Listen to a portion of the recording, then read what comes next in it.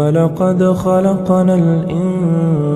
الإنسان ونعلم ما توسوس به نفسه ونحن أقرب إليه من حبل الوريد إذ يتلقى المتلقيان عن اليمين وعن الشمال قعيد ما يلفظ من قول إلا لديه رقيب عتيد وجاءت سكرة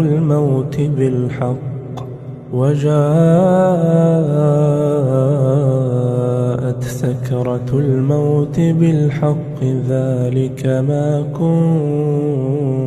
منه تحيد ونفخ في الصور ذلك يوم الوعيد